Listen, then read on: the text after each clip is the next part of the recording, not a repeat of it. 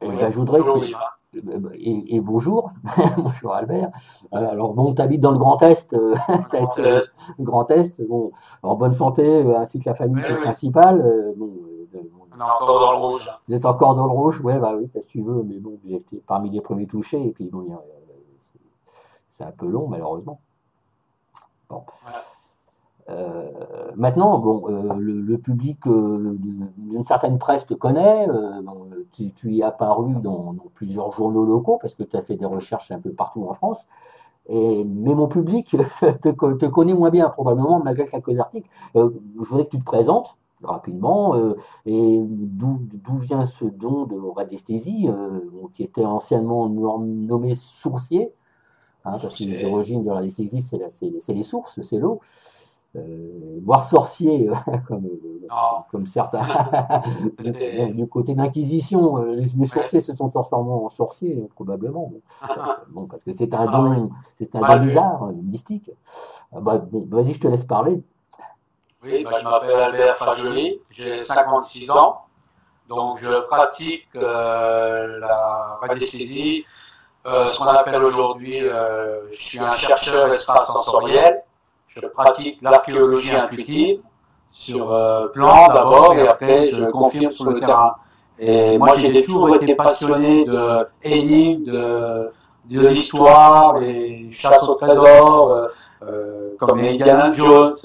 Donc moi en 1995, j'étais abonné dans une revue qui n'existe plus maintenant, Trésor de l'histoire et détection loisirs. Hein. Et donc, j'ai pris la décision d'acheter à l'époque, en 1995, un appareil qu'on appelle un doseur, qui est ni plus ni moins que les baguettes modernes de sourcier. Ça travaille sur un roulement à billes et c'est directionnel. C'est encore mieux que les baguettes. Bon, ça existe depuis une cinquantaine d'années. Donc moi, j'ai pris la décision de dépenser à l'époque, c'était 2500 francs anciens, en 95, et il y avait une notice de ma page avec, et avec aussi l'acquisition d'un pendule Mermet, qui permet, l'abbé Mermet, qui permet de localiser aussi des choses sur les plans. Et voilà, et depuis 1995, je me suis penché sur l'une des plus grandes énigmes de trésors ici en Lorraine, c'était l'histoire du trésor de Martille, qui se trouve à une cinquantaine de kilomètres de chez moi. Et depuis, eh ben, 10 années de recherche m'ont permis de résoudre cette énigme avec des milliers de coups de téléphone dans toute la France, partout, des centaines d'heures d'archives à visionner en archivamès à Paris, partout, et définir que cette histoire de testament qui avait été découvert en 1925, ce n'était pas un conte Savary, mais c'était le testament du duc d'Enghien, Louis-Antoine-Henri de Bourbon, la descendance des Bourbons, Condé, qui avait écrit cet testament. Et donc, il y a eu des années de pratique sur le terrain, avec mon doseur, avec des baguettes de sourcier en L, avec en Y, le traditionnel, et au fur et à mesure, bah, je me suis perfectionné et j'ai pu résoudre cette énigme du duc d'Enghien, que ce n'était pas le bon château, c'était un autre château. Et quand vous avez le croquis devant vous, avec les plans et les points cardinaux qui correspondent au souterrain sur le site où je suis, ben, banco, on est sur le bon site. C'était ça. Donc, voilà, donc après j'ai travaillé dessus, 10 années de travail, et j'ai sorti le livre en avril 2008, Le Testament du duc d'Enghien ou le secret du fabuleux trésor de Martille, Oui, aux éditions Copure. Voilà. d'accord. Oui, bah, ce livre a eu beaucoup de succès, même parmi les historiens. Je sais que Monsieur Pradel en a parlé à la radio Oui, oui, oui. à l'époque. Bon, bah, tu as été reconnu déjà Ah oui, oui, par des pairs. par- Et aussi une félicitation de Jean Tullard, un bonapartiste. T'imagines, toi, Ah oui, la lettre là, elle est publiée sur mon blog. Recto verso, la félicitation à l'époque pour mon livre. Il l'a reçu, il l'a lu, il a dit j'ai été félicité. Et par un autre aussi écrivain de Lorraine, qui a écrit de nombreux livres, Monsieur Henri Bogdan, qui est connu ici en Lorraine, et qui m'a félicité depuis le départ. Et ne pas oublier aussi la mairie, le maire de Ettenheim, où a été kidnappé le duc d'Enghien, à l'époque, m'avait félicité aussi pour mon livre, pour la présentation de mon livre à l'époque, dans leur revue hebdomadaire de la ville d'Ettenheim. Et le maire à l'époque, c'était Monsieur Metz, comme la ville de Metz. D'accord. C'est drôle. Il y a des coïncidences amusantes, on va dire, parfois. Bon, n'importe comment, vous pouvez voir alors en ce moment certaines des images qui sont sur le site d'Albert Fagioli, qui est un site très riche où il conserve un site d'archives en fait où tu conserves tout ton travail. Au fur et à mesure dans cette vidéo, vous verrez certaines photos, certaines images de ses recherches et de ses découvertes parce que bon, il recherche. Il ne trouve pas toujours, mais parfois il trouve, et c'est ce qui fait sa réputation. Mais bon, il y a beaucoup de recherches qui ont été faites dans des communes ici, dans toute la France, et d'autres, et qui n'ont pas abouti, parce que ça ne va pas plus loin. Une fois que j'ai fait les rapports, bon, ce qui est publié sur mon blog, c'est les autorisations que j'ai des mairies, autorisation de mes travaux, il y a eu des articles de presse, donc je peux publier. Il y a d'autres travaux pour des particuliers, ça, ce n'est pas publié, c'est chez eux, ça reste confidentiel, donc voilà. Mais bon, le problème, c'est que dommage que beaucoup de cryptes que j'ai localisées et définies exactement les dimensions en surface ne sont pas suivies parce que, faute de moyens et personne ne va aller plus loin. C'est malheureusement souvent le cas. Bon, les gens, ils espèrent parfois découvrir des archives, des trésors, bien sûr, des choses, mais ils veulent pas mettre les moyens pour parce que bon, c'est peut-être là, mais on peut pas, on va pas risquer, de l'argent pour pas grand-chose, ou encore pour que l'État le récupère, parce qu'on sait qu'en France, la législation elle est assez stricte au niveau des découvertes archéologiques ou historique. Bon. Oui, mais bon, depuis 2016, il y a eu la nouvelle loi du patrimoine, depuis le 16 juillet 2016. Mais la loi-là, elle a été restrictive, plutôt restrictive. Plutôt restrictive. Les gens ne savent plus maintenant qu'est-ce qu'on va faire, si on trouve quelque chose chez nous, est-ce qu'on le déclare ou pas. Oui, ils savent plus.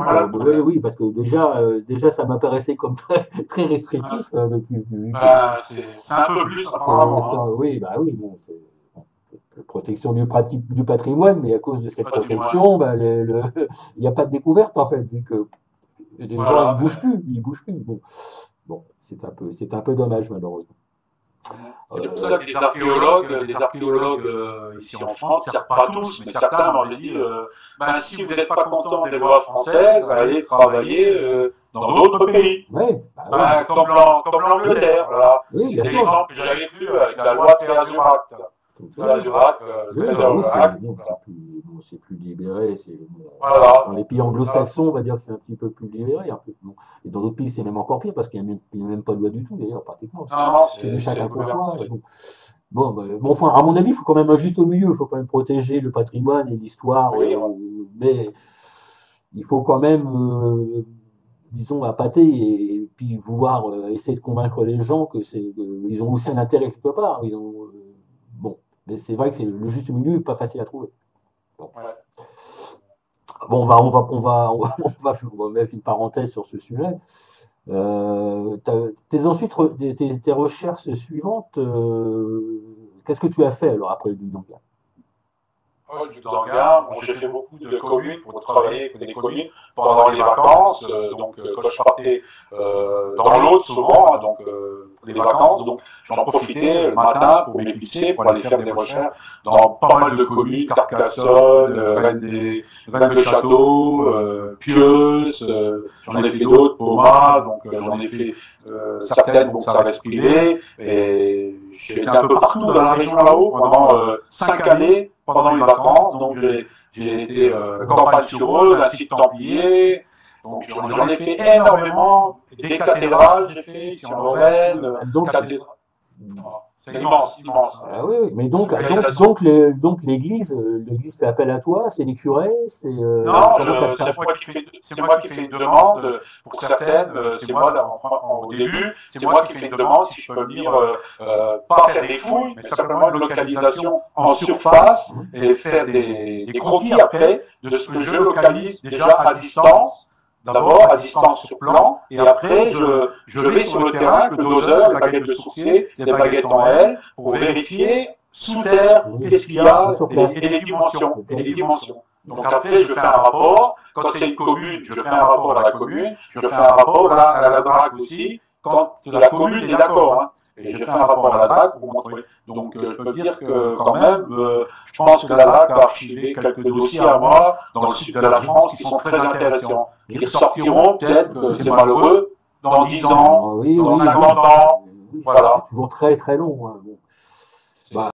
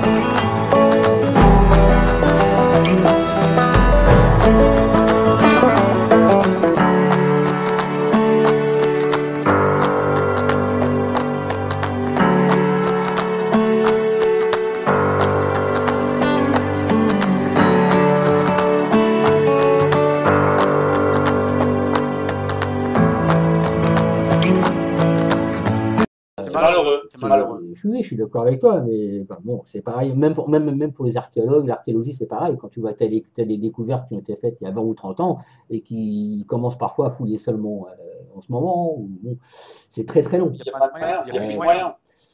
Bah, malheureusement, on est dans une société où tout dépend de l'argent. La science dépend de l'argent, et puis bah, s'ils n'ont pas d'argent, bah, il ne se passe rien. Ils font rien en fait. Ils attendent. Il y en a de moins en moins. Tout dépend de l'argent, c'est ça. Tout est coincé à cause de ça, malheureusement. Et puis comme il y en a de moins en moins, effectivement, il y a moins de subventions.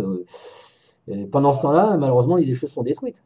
Ça se produit, même en archéologie, où des constructions sont, quoi. Il y a des sites qui ont été découverts il y a 50 ans, et puis bah.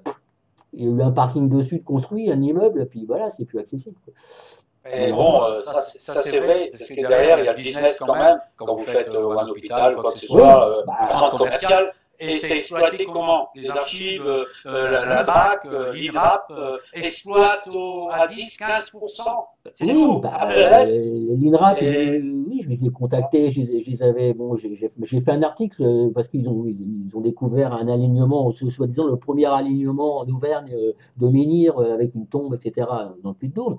Oui. Mais moi, j'ai regardé les archives, il y a d'autres alignements avant, dont il était question au 19e siècle, au début du 20e siècle. Le problème, c'est qu'ils ont disparu depuis.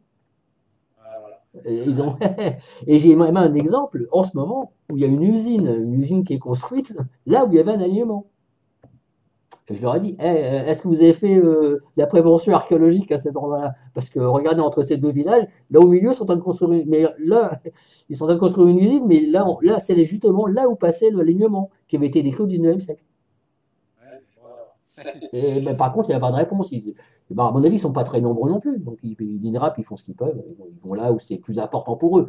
Malheureusement, c'est vrai que les menhirs, les pierres, l'intérêt est assez. Sauf s'il y a une tombe quelque part. Bon, l'intérêt a toujours été assez restreint pour les vieilles pierres, en France, malheureusement. Bon. Alors, après, je sais que tu as des. T'as été dans une crypte, t'as cherché sur un château dans ton coin, dans le Grand Est, où il y a une légende qui était liée, où il y avait éventuellement des statues des apôtres. T'as découvert aussi une pierre, t'as peut-être redécouvert une vieille pierre où une personne connue locale historiquement se serait. Tu peux m'en parler un peu? Je sais que j'avais fait un article là-dessus, c'est pour ça que je m'en souviens. Oui, c'est près de la ferme monastère de Ratin. Moi, j'avais été invité par quelqu'un qui me disait c'est pas joli, vous pouvez aller voir là-haut. Il y a eu un effondrement dans un champ, et il y a eu un trou circulaire d'un diamètre, je ne sais plus exactement, 3-4 mètres de diamètre, bien circulaire, qui s'est effondré dans un champ. Et ils m'ont demandé d'aller voir là-bas, faire le tour avec mon doseur, si je ne trouvais pas un souterrain. Et donc moi j'y ai été, j'ai vu le trou, bon il était à 3-4 mètres de diamètre, bien circulaire, mais au fond, bon on voyait que ça descendait encore, ça s'affaissait. Et moi j'ai fait le tour, putain j'ai localisé un souterrain. Et je l'ai suivi un peu plus loin, un peu en montant la butte, et je suis arrivé dans une zone, il n'y a rien, c'est un champ. Et moi j'ai demandé qu'est-ce qu'il y avait là, on m'a dit on ne sait pas ce qu'il y avait. Donc, bon, après, je suis rentré à la maison, puis j'ai regardé sur Internet, avec Google Earth, l'endroit, et la photo qui a été prise à l'époque, c'était l'année de la grande sécheresse. Qu'est-ce qu'on voit? On voit les vestiges au sol, en grès des Vosges, apparaître à côté droit la tour, où arrive la zone, parce que j'ai relevé le GPS, c'est en plus la zone où il y a la circulaire, du côté droit, il y a une tour, et on voit le côté gauche du château, et on voit un grand rectangle qui faisait 150 mètres de large par 80 de hauteur, voilà, de largeur. Et c'était des fondations. Il y avait un ancien château. Il y avait un ancien château là, oui, tout à fait. Voilà. La butte d'ailleurs. Le faux plat au-dessus, il y avait un château là. Et on voit les vestiges apparaître avec la grande sécheresse, grès des Vosges, tu vois, qui apparaît au sol. Ça, c'est incroyable. Donc, c'est un château, personne ne le connaît. Et donc, il relie un peu plus bas, vers le sud, il relie un ancien monastère ferme du Ratin. Et devine quoi, ce que je trouve, il y a des souterrains qui arrivent là-bas et qui arrivent après près de la chapelle. Et la chapelle, elle a été commencé à tomber en ruine. Il y avait des gravats sur les marches on a déblayé un peu les marches, et ce qui est incroyable, c'est qu'on a trouvé des signes templiers sur les marches. D'accord, oui. C'est pas moi, les signes templiers, le V comme ça, le V comme ça, et d'autres, le X, double croix, et donc, voilà. Oui, donc un ancien monastère templier, ferme templier. C'est pas templier, personne, mais là, avec les signes là en plus, et en plus, sous l'escalier, c'était une cage éternelle. Il y avait 2 marches de cassé pour pouvoir accéder en dessous de l'escalier. Ah, au souterrain. Voilà, et le souterrain, tout est comblé là, tout est comblé. Mais j'ai localisé les souterrains, et il y en a un qui m'avait dit qu'il y en avait un qui se trouvait en plein milieu là, mais celui-là était moins profond. Tandis que les autres sont quand même plus profonds, tu vois. Et ça, c'est. Voilà, donc, et après, j'ai fait. Voilà, et après, j'ai été à un autre endroit où il y a un autre souterrain du château là que j'ai découvert, qui allait à droite, qui allait à la ferme de monsieur Freistroff, là. Filstroff, juste à droite. Donc il y avait un souterrain là qui allait à un puits, un autre souterrain là, et l'autre qui allait à la ferme monastère de Rintin, qui avait des murs de 4 mètres tout autour, d'1 kilomètre à l'époque. Donc c'était bien, et à côté il y a l'étang avec du poisson. Oui, donc oui, bon, on sait que les châteaux, bien souvent, ils avaient des souterrains qui rejoignaient bon, l'église, la chapelle, le puits, éventuellement une caserne. Voilà, bon. Oui, non, mais c'est une grande découverte en fait. Le problème, c'est que les gens n'ont assez peu entendu parler finalement. Oui, mais bon, on n'a pas été après dans une des salles que j'ai localisées là. Une salle qui fait quand même entre 20 et 25 mètres de long. Ouais, quand même. Par 15 mètres de large. Imagine-toi. Oui, c'est quand même assez bon. On ne détecte pas d'or, de trésor, mais il va y avoir des tombeaux. Bon, voilà. Oui, probablement, oui. Et c'est, comme ça se trouve près de Sarrebourg, là-bas, c'est la fameuse l'histoire des 12 apôtres. Vas-y, parle-en, justement, parce que bon, c'est une légende aussi intéressante, parce que ces 12 apôtres en or n'ont jamais été trouvés. Ils sont décrits historiquement, mais... Historiquement, voilà, et ça fait aussi partie de la légende de Saverne aussi, où il y a un autre château, où j'ai localisé quand même des choses d'importantes là-haut, et c'est quand même malheureux, c'est que à Saverne aussi, là, il n'y a rien qui a été fait, tu vois, aucune recherche poussée, là, pourtant c'est un village, plus de 10 000 habitants, et donc j'ai pas eu le soutien de monsieur le maire, là, c'est malheureux quand même. Le problème, c'est comme tu le sais, c'est que les maires, ils ont perdu leur argent, ils ont perdu les moyens, parce que beaucoup, de faire vivre leur commune, vu ce qui s'est passé, vu les récentes décisions. C'était il y a quelques années quand même. Oui, mais bon, c'était peut-être déjà dans l'air. Ils ont plus d'impôts locaux, ils ont plus de. Ils le sortent tout de l'argent. C'est ça le problème. Maintenant, ça dépend de la région, ça dépend d'ailleurs. Donc, puis comme les régions, ils les ont transformés pour répondre aux normes européennes, comme partout dans tous les pays d'Europe, parce que la France, elle a fait ça, mais en fait, c'est européen, tous les pays font pareil. C'est des directives européennes, et en fait, bon, c'est un petit peu ça le problème, c'est que les maires, ils peuvent plus faire grand-chose, en fait. Et encore moins pour des trucs archéologiques qui datent du passé. Déjà, malheureusement, ça passionne assez peu les gens, le passé, en France. C'est malheureux, mais bon, c'est un peu comme ça. Mais par contre, ça serait intéressant qu'un jour, effectivement, ça soit relancé. Ça sera relancé, bon. Ouais. Je suis pas né à la bonne époque. Il y en a un qui m'a dit tu aurais dû être né au temps, tu sais, du ministre Malraux, là, tu connais. Oui, Malraux, il était intéressant. Mais bon, il est sorti des sentiers battus, lui. Oui, mais bon, il avait les moyens et puis il avait une bonne renommée, donc ça pouvait l'aider. Mais à l'heure actuelle, malheureusement, il n'y a plus de moyens et puis il n'y a plus de grand homme non plus. Bon. Voilà, et ce qui est malheureux, Yves, quand même, c'est que j'ai suivi cette trace. J'ai fait un rapport, donc je ne l'ai pas publié encore, quand même, j'ai publié pour la cathédrale de Rouen, qui a intéressé M. André Malraux, les souterrains où ils vont. J'ai fait des croquis sur plan, tout. J'ai demandé là-bas pour venir, on me ferme les portes. Oui. Il s'est intéressé aussi au souterrain de la forteresse de Sals. Il y a des écrits qu'il a même demandé aux archives espagnoles s'ils pouvaient avoir les plans des souterrains. Moi, j'ai réalisé des plans des souterrains de la forteresse de Sals et j'ai demandé depuis plusieurs années de venir confirmer sur le terrain la salle qui m'intéresse. On ferme les portes aussi, là. Oui, bien sûr, parce qu'il y a des choses bizarres. Ben, le problème, c'est qu'on pourra jamais savoir à ce train-là, parce que ça se trouve, il y a peut-être des gens qui ont déjà fouillé, il y a peut-être eu déjà des recherches, mais qui ne veulent pas le dire. Ils ont peut-être découvert des choses qu'ils ne veulent peut-être pas dire non plus. Il y aura toujours un soupçon à ce niveau-là. Hein, parce que, là, ça appartient au gouvernement. Donc, je vois oui, pas le gouvernement, selon certaines périodes, il a eu besoin d'argent. Oui. Hein, rappelle-toi le Gisors. Gisors, pour moi, tu m'excuseras. Il est évident qu'il y a eu des découvertes, il y a eu des choses. Voilà. J'ai des témoins, moi-même, j'ai quelqu'un qui a témoigné sur mon site et pour me dire que qu'il a vu des camions de l'armée transporter, emmener des choses. Moi, je peux juste te dire qu'aujourd'hui, ça ne fait pas partie de mes thèmes sur mon blog pour te dire que je ne détecte rien aujourd'hui. Donc, ça veut dire, pour moi, je ne détecte rien à Gisors. Soit il a été un affabulateur, hein, Lomé, soit ça a été pris.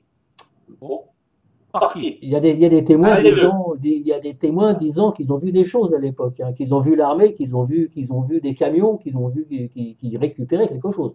Bon, maintenant on peut pas dire que ça soit un trésor, on peut pas dire que ça soit, on peut pas savoir ce que c'était, mais ils ont récupéré quelque chose à l'époque. Mais ça a été complètement, on n'en sait rien parce que ça n'a jamais été diffusé, hein, ça n'a jamais été. C'est l'État. C'est l'État. C'est l'État. Donc quand c'est l'État, voilà, tout disparaît. Et comme par hasard, évidemment, ça tombe à des périodes où ils ont besoin d'argent pour faire une guerre, pour faire des choses, n'est-ce pas? Bon. Ouais. Non, voilà. Il y en a peut-être qui s'enrichissent aussi, hein, parce qu'on ne sait pas trop, certains ministres, c'est toujours pareil. Hein. C'est difficile d'en parler officiellement, mais bon. Oui, mais aujourd'hui, des fouilles illicites, je pense que ça pourrait être possible, même en France, je pense, mais ça passe pas quand même inaperçu, je veux dire. Bah non, il y a des témoins, mais comme s'ils font venir l'armée, qu'est-ce que tu veux dire? Oui, qu'est-ce que tu veux que les témoins disent? Ils l'ont dit, mais je te dis, il y a des témoins. Je te dis, j'en ai un sur mon blog qui me dit, j'étais allé à l'époque, j'étais sur place et j'ai vu des militaires. Ouais. Donc, qu'est-ce que tu veux que les gens disent? Ah c'est des militaires, on peut rien dire. Hein? C'est l'armée, la Grande Muette en France. Elle s'appelle la Grande Muette, c'est pas pour rien non plus, hein, l'armée française.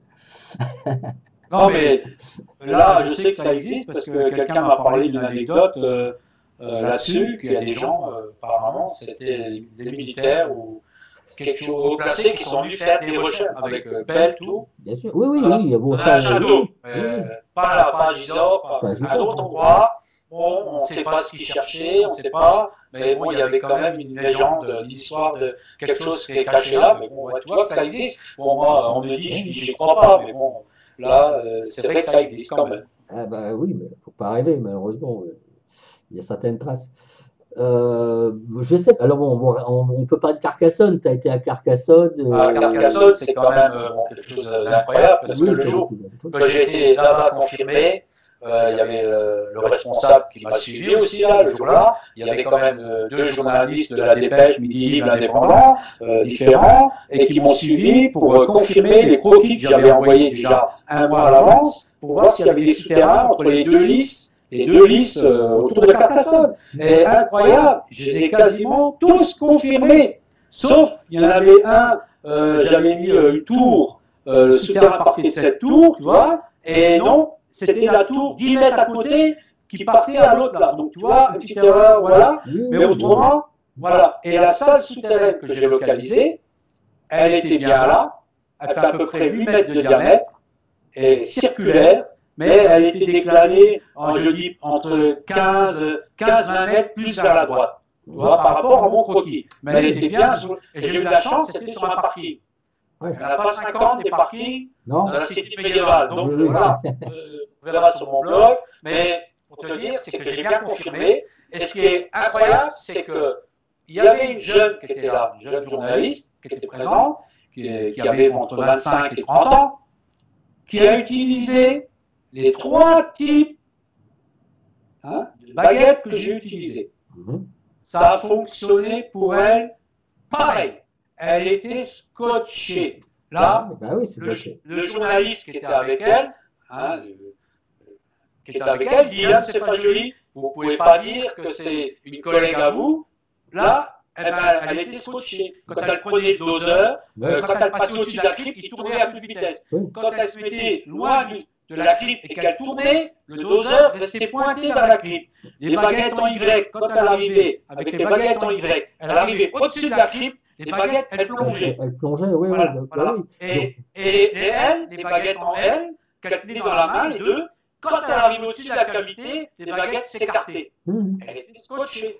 Et on a été voir après, plus loin, 300 mètres plus loin, le départ de ce souterrain, je l'ai confirmé dans la fameuse tour du Creusot, qui s'appelle la tour du Creusot. C'est la tour construite par les Visigoths. C'est pas moi qui invente. Voilà, c'est une salle, 300 mètres de souterrain, qui arrive dans cette fameuse tour qu'on appelle la tour du Trésor, à l'époque des Visigoths. Et en fond, il y avait un puits qui descendait de la tour, là, il récupérait tous les or et il descendait ça. Et c'est les journalistes qui ont appelé cette salle la salle au trésor perdu.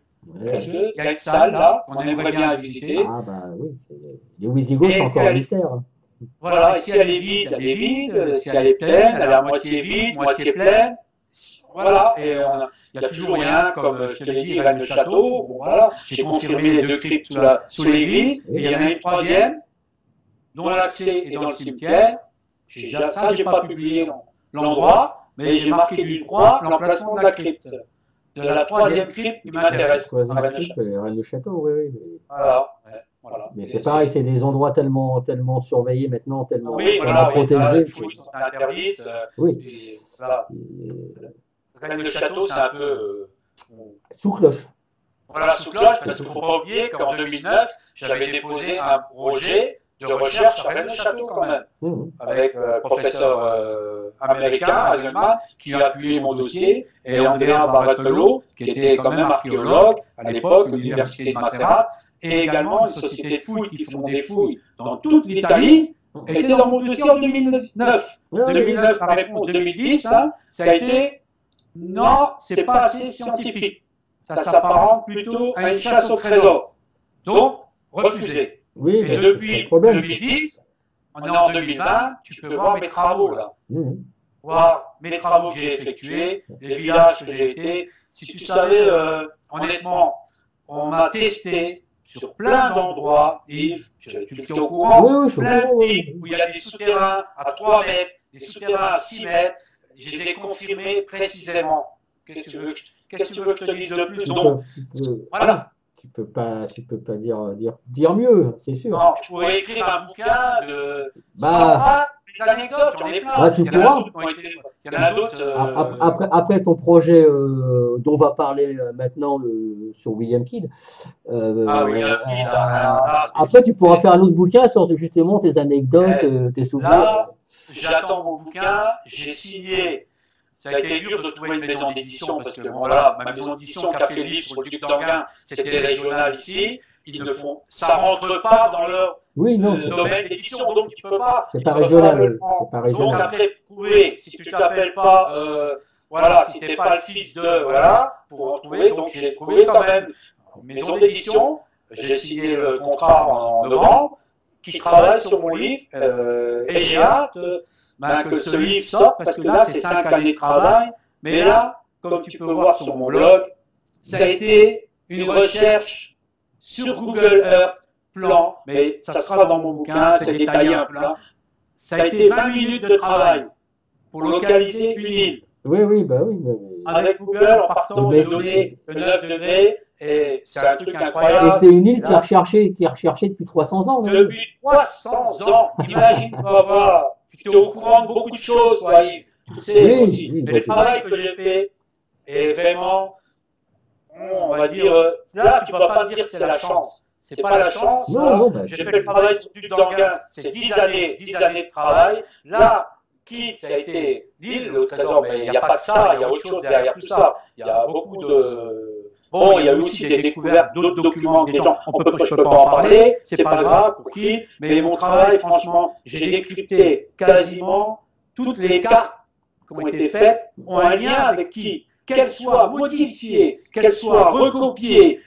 Tu vois ce que je veux dire? Oui, tout à fait, Mais oui, il y a la réalité dans quasiment toutes, tu verrais. il y a un gros travail d'archives derrière, hein, beaucoup. Voilà, Pareil. un travail d'archives. Et j'ai eu, depuis ma déclaration, ma découverte le 25 novembre 2014 de la vraie île au trésor, bon, j'ai déposé mes trucs à Paris, j'ai déposé mes droits là, j'ai déposé l'huissier de justice, tout mon truc, tous mes travaux sur Kid ont été enregistrés par un huissier de justice pour mes travaux que j'ai faits, pas tous les autres blocs, tout ça, mais que sur les travaux de Kid, parce que là, c'est quand même tout le monde, maintenant, va me dire, on connaissait l'île au trésor. Oui. Mais franchement, voilà, bon, bah, si c'est vrai, bah, c'est bien. Bon, voilà, mais pourquoi n'avoir rien dit que maintenant? Moi, ah, bah, trésor. C'est ça, bah, tu le sais bien, c'est que dès que tu parles de trésor, bah, tu as des gens qui gardent ça pour eux, qui se disent bah, si j'ai un indice, on ne sait jamais. Si jamais je trouve quelque chose, c'est pour moi. Oui, c'est ce qu'on m'a dit. Après, on m'a dit il faut supprimer tout ce que j'ai publié sur Kid depuis 2014. J'ai dit non, ça a été fait, j'ai fait le travail là-dessus, j'expliquerai dans mon livre comment j'ai fait, la manière, tout. Mais pour moi, c'est quelque chose, ça paraît tellement surréaliste, mais je vais dire, ce qui est le plus surréaliste là, hein, c'est que j'ai dit à ma femme et mon fils qui étaient là une fois, j'ai dit, tiens, on m'a proposé de travailler sur une carte au trésor, une carte qui est apparemment authentifiée, hein, et j'ai travaillé dessus, et j'ai mis 2 minutes à trouver la zone où les croquis des îles sont. T'imagines, toi? Ça reste le truc. J'ai gardé ce secret, j'ai gardé tout pour l'instant, mais malheureusement là, pour cette carte, c'est une île française. Ah, oui, c'est déjà plus. Ah, bon, on rentre dans la loi française, non? Oui. Oui, voilà. c'est une loi qui bloque les choses, comme souvent. Je ne peux pas expliquer comment je travaille, c'est que voilà, c'est l'intuition. L'intuition me disait que bon, pour l'histoire de Kid, j'ai regardé le documentaire à la télé pendant le 25 novembre 2014, et c'est parti de là. Moi, c'est parti de cette histoire de carte. Elle est vraie, il y a quelque chose de vrai. Il y a bien une île de trésor à découvrir. Et après, j'ai approfondi. Et au fil des temps, une journée, j'ai eu quelque chose d'autre. 2 jours après, encore quelque chose d'autre. Oui, bah, parfois, ça sort des enchaînements.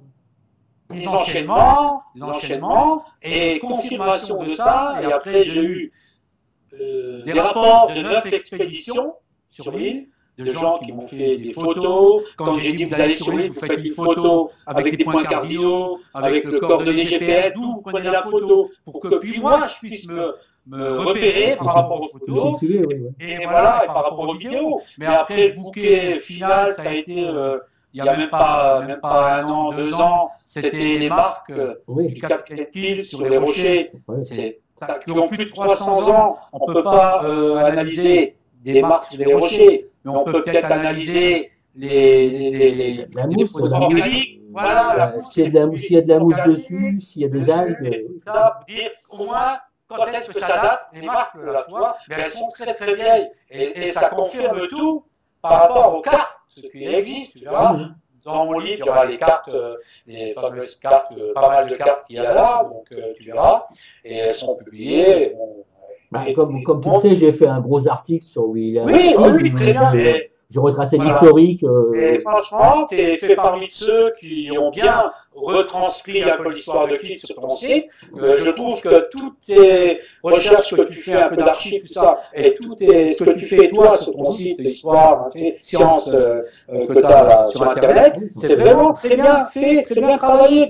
Comme tu as dit, tu as même fait un travail aussi, tu te rappelles, pour les pyramides aussi, on fait un bon comme ça, une parenthèse, les pyramides de Teotihuacan, que moi je parlais aussi qu'il y avait un souterrain encore, mais t'en avais parlé avant la découverte en fait. Avant la découverte là, mais il y a d'autres tombeaux à découvrir qu'ils n'ont pas découvert, ils n'ont pas été, que moi j'ai localisé. Et là, bon, ça sera une affaire peut-être qui viendra par la suite. Là-bas, au moins ils fouillent. Oui, Là-bas, ils oui, fouillent. Là, les Mexicains, ils fouillent au moins. Ils n'ont pas fini, c'est toujours pas fini, hein, non, non, non, ils n'ont pas mais fini, ils y ils ont retournent d'autres. chaque année, ils font des fouilles. Eux, au moins, ils continuent. Ils essaient d'aller jusqu'au bout parce qu'ils savent très bien que déjà, bon, c'est l'intérêt de leur pays, hein, touristique et autres, Oui, ouais. et historique, tout simplement. Ça intéresse beaucoup de monde, hein. Mais bon. Il faudra que tu suives aussi, par d'autres parenthèses aussi, en Égypte, tu verras. Ah, Là, l'Égypte, c'est plus, vous c'est voyez, encore dans la, bon, c'est très complexe l'Égypte parce que la politique rentre en jeu. Bon, ouais, mais dans la vallée des rois, ce que j'ai localisé avec là, et ce que je remercie quand même par l'intermédiaire là, j'ai rencontré et deux fois les responsables de l'ambassade d'Égypte à Paris qui m'ont reçu, j'ai expliqué ce que je voulais faire, tout ça, tout. Bon, après, ils m'ont expliqué qu'il faudrait, pour avoir une autorisation, vu que je suis pas archéologue, tout ça, je suis pas égyptologue, donc oui, on m'autorise pas, je peux aller là-haut qu'en tant que touriste et vérifier l'emplacement des cas, et après, si je veux faire, je peux leur faire après le rapport de ce que j'ai fait, oui, moi, ce que j'ai localisé là-haut. ouais, ce qu'ils veulent, c'est Voilà. récupérer les choses. Bon, bon, Oui, voilà. bon, mais à l'époque, il y avait encore Havas qui était encore Oui, ministre et encore, responsable. Bon, maintenant, il a été écarté plus ou moins depuis. mais, Bon, bien qu'il soit toujours en arrière-plan, qu'il soit toujours là, oui, hein. il est toujours, je pense, il dirige un peu quand même, il ficelle un peu. Bah, Ouais, c'est un homme très puissant, c'est en Égypte, ouais. hein, même s'il n'est plus ministre, il est toujours derrière beaucoup de monde et derrière beaucoup de choses. Donc, maintenant, ça peut évoluer. Ça ne peut Mais, qu'évoluer. mais tu verras que si ça va plus loin par rapport à mes recherches dans la vallée des rois, il y a encore, sur mon blog, j'ai parlé, il y aurait 4 tombeaux encore inédits, encore vraiment à découvrir, Ah, mais mais dont un, je l'ai dit aussi, il y aurait un corridor de plus de 100 mètres de long, inédit. On arrive à la chambre. Et celle-là, bon, laisse rêver qui a fait ça. Mais ce qui est fabuleux, c'est que pour ce tombeau, c'est un accès qui n'est pas dans la vallée des rois. Qui a pu construire un tombeau oui, qui sortirait des normes, enfin des normes, voilà, des normes. Donc ça, c'est publié sur mon blog, mais pas l'emplacement. Hein. Donc, mais voilà, j'attends la suite. Peut-être que t'attends de voir, bon, t'attends de voir ce qui se en passe. tourisme, peut-être en tourisme, peut-être avec l'accord des trucs. Maintenant, cette histoire de Vallée des Rois, ça n'a peut-être existé qu'à partir d'une certaine dynastie, hein. Peut-être que les autres dynasties, elles ont fait, les premières dynasties qui sont inconnues d'ailleurs pratiquement, elles ont peut-être fait autre chose. Elles ont peut-être fait autre chose. Je veux rien dire, voilà, Probablement. Bon. Je ne dis pas voilà, de nom. Bon, On peut pas. c'est Voilà. encore, tu vois, ça fait partie encore de. C'est des suppositions. Bon. Voilà, mais des prochaines recherches à valider après, tu vois. Et aussi, j'ai confirmé c'est quand même passionnant. pour le tombeau de Toutankhamon, quand même. Moi, j'avais localisé quand même un endroit où il y aurait quand même un endroit, il y aurait 2 salles Oui. conjointes inédites. Oui, bah, apparemment, elles avaient été détectées, puis après elles ont été plus ou moins démenties, mais bon, c'est douteux. C'est un peu douteux cette histoire. Je n'ai pas été sur place confirmé encore, mais pour moi, il y a un côté que j'ai publié aussi sur mon blog où il y aurait double salle. Oui, c'est pas impossible. C'est pas impossible. Vous avez parlé peut-être d'éventuellement le vrai tombeau où serait Néfertiti, n'est-ce pas? Ouais. Et puis il y a encore la vallée des rois, pas la vallée des rois, mais comment dire, les pyramides. Là où il y a les pyramides, il y a le sphinx. J'ai quand même localisé aussi 2 salles inédites au niveau des avant-pattes, sous les avant-pattes. Oui, bah, beaucoup d'auteurs et beaucoup de monde en fait a décrit des choses à ce niveau-là déjà dans les années 50. Mais si tu écoutes Monsieur Havas et d'autres égyptologues réputés, il n'y a rien, il n'y a absolument rien du tout sur le Sphinx. Ils ont cherché, ils ont jamais. Non. Quelqu'un de haut placé. Oui, ça dépend qui, quoi. Là-haut, parle pour le Sphinx, ils sont au courant qu'il y a 2 salles quand même. Oui. Il existe 2 salles. Si tu les écoutes à l'heure actuelle, non, c'est du pipeau, c'est non, ils se sont trompés. Apparemment, tu vois. Donc, il y en aurait d'autres encore, tu vois. Tout à fait, n'importe comment, à mon avis, ils n'ont même pas découvert 50% de ce qu'il y a en Égypte même depuis le 19e siècle. Il y a encore énormément de découvertes. D'ailleurs, ils en font régulièrement, hein, parce que partout où ils fouillent, ils trouvent quelque chose pratiquement. Ouais. Mais pourquoi on ne fait rien ici en France je trouve bizarre, il n'y a pas beaucoup de. À part les fouilles de sauvegarde. Et il y a quelques fouilles de sauvegarde où ils découvrent, ils enlèvent ce qu'ils trouvent, et puis après, c'est recouvert. Voilà, mais les fouilles comme ils font en Égypte, là, partout, il y a tout le monde. Tous les pays travaillent en Égypte. Hein. Oui, bah, tout le monde, même les Français, oui, tous les archéologues, ils travaillent oui, dans des pays de cette période, parce qu'ils pensent que bah, nous, malheureusement, que notre histoire à nous, bah, elle est moins riche. C'est quoi, les Gaulois, bon, c'est bien, c'est des pierres levées. Alors parfois, ils font des belles découvertes. Font des belles découvertes. Ils ont comme découvert des tombes de princes gaulois ou gaulois qui sont magnifiques. On sait qu'ils commerçaient, qu'ils trafiquaient avec toute la Méditerranée aussi déjà à l'époque. Mais ils s'intéressent qu'à des trucs vraiment extraordinaires qui sortent qui sont gros. Mais ils vont pas fouiller des endroits où ils sont sûrs de trouver des pierres, de trouver des vestiges peut-être, mais bon, c'est pas assez touristique. Tu vois ce que je veux dire? Mais par contre, je peux juste te dire que j'ai travaillé sur pas mal de châteaux. Je peux te dire qu'il y a des châteaux où il y a des choses énormes. Je te dis énormes à découvrir. Oui, mais tout est privatisé. Sous le château. Pratiquement tout ce qui est château, c'est privatisé en France. Pratiquement, l'État il s'est débarrassé des châteaux qui appartenaient à l'État en fait, la plupart. Il les laisse tomber en ruine d'ailleurs. Tu regardes, tu as énormément de châteaux qui appartiennent à l'État qui tombent en ruine. Ils préfèrent que ça devienne des ruines en fait. Ouais, voilà. Mais bon, il y a des quoi. Tu regardes dans le Midi, tu as des endroits entre les Pyrénées et les Cévennes, tu as énormément de châteaux, même des châteaux anglo-normands, vu que les Anglais ont été jusque-là, ils ont tout acheté à l'époque. Mais ça tombe en ruine. Tous ces châteaux tombent en ruine. Tous les châteaux féodaux tombent en ruine. Et on interdit le touriste d'y aller. Bah non, c'est dangereux, ça tombe en ruine. Et ça bouge pas. Et ça bouge nulle part. C'est ça la réalité en France. Il y a quand même des châteaux où tu as de quoi, avec la découverte qui peuvent être faits sous terre, investir pour le château lui-même. Tu vois? Oui, je te dis. Mais c'est comme l'histoire de Pieux. Elle est quand même belle, celle-là, en 1963, l'archevêque Richard Guidon, car on a retrouvé dans le truc de prieuré des sœurs qui se trouve pas très loin du château, des documents que lui avait cachés avant de partir à la Révolution, un énorme trésor qui a été essayé d'être trouvé là, à Pieux, et comme il disait en ancien français, apparemment, quand vous irez chercher des sacs de sétier, pièces d'or incrustées, des diamants, tout ça. Je peux te dire, ça fait rêver. Il y a un écrit qui existe, qui est aux archives maintenant, le document aux archives de Toulouse, je crois. Toulouse, hein. Et vous referez le château tout neuf. En ancien français, ça fait. Vous aurez les moyens. Voilà. Et bon, pour moi, il existe bien une petite salle aussi. Oui, c'est pareil. Autour de Pieux, il y a quelque chose. Donc voilà, ça pourrait permettre après de pouvoir investir dans le château, tu vois, découvrir. Oui, tout à fait. Mais comme ils n'en savent rien, qu'ils n'en sont pas sûrs, et qu'ils ne veulent même pas investir pour faire les fouilles, ça peut durer longtemps, quoi. Déjà, si tu ne veux pas investir pour faire des fouilles, même en sachant qu'il y a peut-être un trésor, tu vois, ça peut aller nulle part, quoi, en fait. Il n'y a personne pour investir dès le début.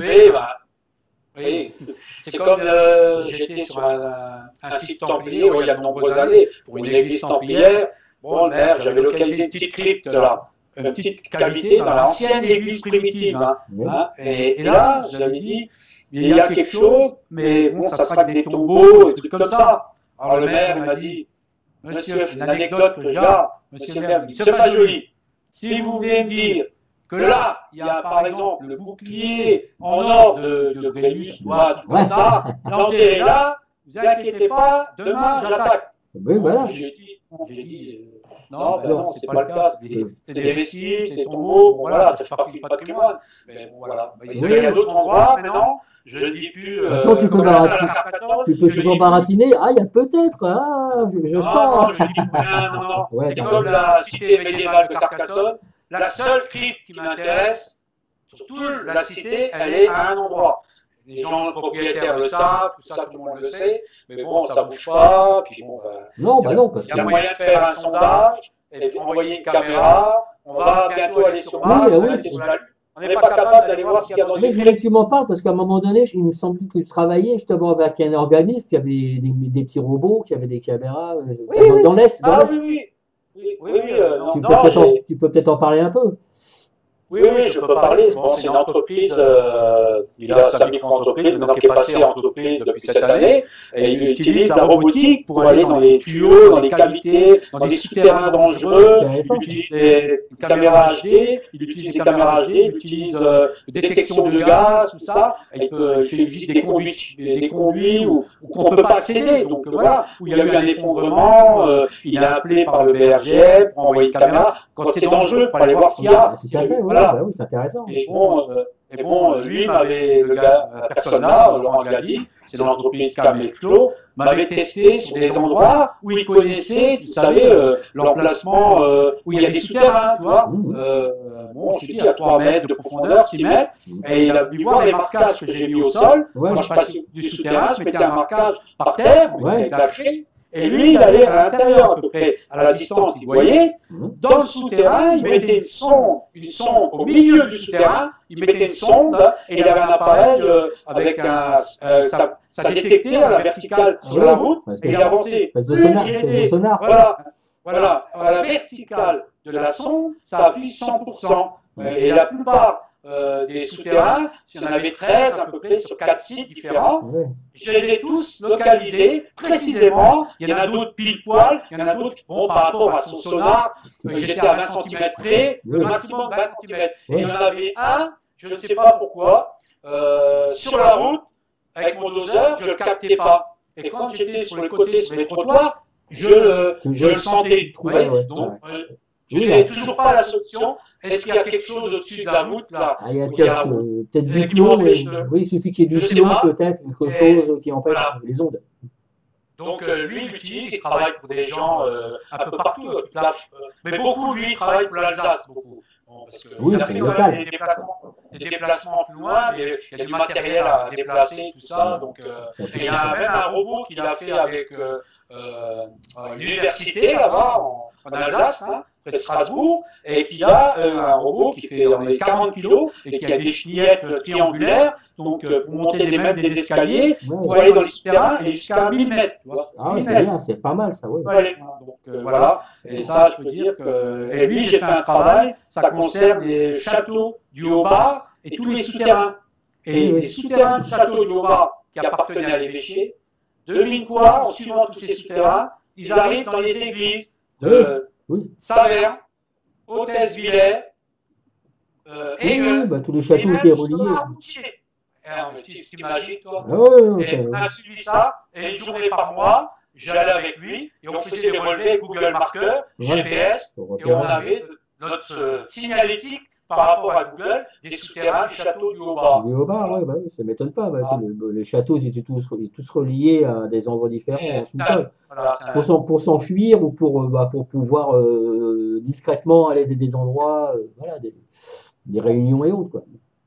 Bon, c'est dommage que j'ai eu avec ce maire-là un peu de trucs, parce que les gens comme moi qui font des recherches comme ça, radiesthésistes sourciers, chercheurs extrasensoriels, il est plutôt cartésien. Oui, mais fermé. Donc, oui, mais n'importe comment. Le cartésianisme, c'est pas un progrès obligatoirement. Hein. Je me suis dit, je vais pas prendre la tête. Ça fait pas progresser les choses. Ça les bloque plutôt qu'autre chose. Voilà, je vais pas prendre la tête avec lui. Et donc, j'attendrai le jour où le maire change, parce que les maires, ça change quand même. Oui. Je refais ma demande pour aller vraiment à l'intérieur du château et savoir où se trouve exactement l'accès qui mène à cette crypte aussi que j'ai localisée là. qui fait 7 mètres, aussi circulaire, mais qui est taillé dans le roche. Où là, c'est des gens pendant la guerre de 30 ans. Ça date, oui. Du curé de Saverne. Donc c'est connu, et je conseille aux gens d'aller sur le site, mon blog, d'aller sur la légende, les souterrains du Haut-Bas et la légende de Dagobert, de lire les 16 pages de la légende-là, qui est quand même qui est liée, très liée, oui. de Dagobert Fischer, voilà, qui était l'historien qui a écrit sur l'histoire du château de Saverne. Voilà. Ça, c'est encore une autre parenthèse. Oui, mais si on regarde ton site, il y a beaucoup de parenthèses, mais il y a beaucoup de sites intéressants, il y a beaucoup de choses que tu as découvertes et puis que tu archives aussi. Ouais. C'est pas à découvrir, voilà. Donc, on n'a pas été plus loin. Pour certains, on n'a pas été plus loin d'aller vérifier, d'aller faire un forage, tout, mais bon, voilà. C'est ça qui est malheureux.